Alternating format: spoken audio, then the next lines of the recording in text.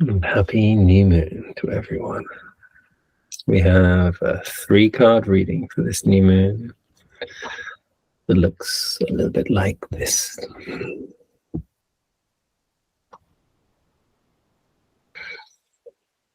The Queen, the reverse 6, and the 8. The Queen starts this little dialogue speaking about the new seeds of creative desire that we can tap into and connect to once we go inwards. This Queen calls for us to really connect to our subconscious level of feeling, where there are just as many conditioned emotions as there are real heartfelt ones. But it's about creating this deeper, honest communication where we can distinguish and discern the difference between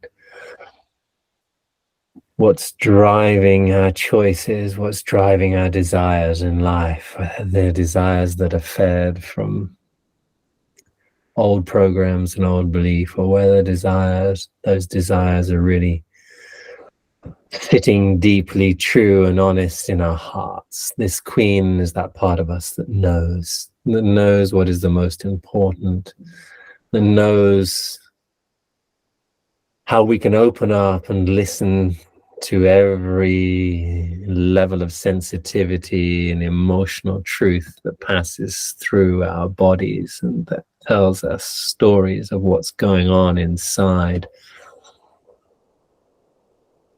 This Queen is that part of us that's in deep subconscious communication with what is important for us, what is truly important for us. And she tells us that, and we communicate to this aspect of ourselves by asking ourselves, how do I feel about my life right now? What do I really want in order to be in love with me and in love with my life? What brings me the most joy, the most love, the depth of truth in how I emotionally relate to this world? This Queen holds those secrets. She holds the understanding of how our creativity can flow through us, through our actions, without being blocked by fears or doubts. How we can creatively flow through life and connect with that most abundant water element inside us and know what our dreams are. Not the dreams that we've been taught, but the dreams that are heart connected, intuitive in nature, and ones that really lift us up on an emotional level. This reverse 6 speaks about the success of the twisted success of loss and leaving things behind and death and letting go, and the beautiful transformation that can come and the gain that can come through losing something, letting go of something, watching something disappear out of our lives. Maybe it's the success that this 6 speaks about, in the hidden way that this success needs to come about by our willingness to drop something. Maybe our hands are too full. Maybe we're holding on to, maybe we're attached to things that pull us away from our heartfelt truth, which this queen knows so much. Maybe we are holding on, and maybe we're holding on to the wrong idea of what success and winning in life or being victorious in this human experience, what that actually means. And this queen asks us to question that and to get in touch with what really feels right for us right here, right now. And that may well include letting go of some version of success that we've bought into maybe in the past and still buy into in some way or another, but in reality may well be blocking us from real personal success. And that can and will look different for everybody in their lives, transitioning different periods of growth. And there are some times where our success will look like common society's version of it. And there are other times when we're going through a phase where actually what is best for us is not to adopt those traditional beliefs, but to understand that what is best for us right now is a deep release or a deep letting go, or maybe even a deep stepping away from what might distract us from the truth that our subconscious would love to communicate to us.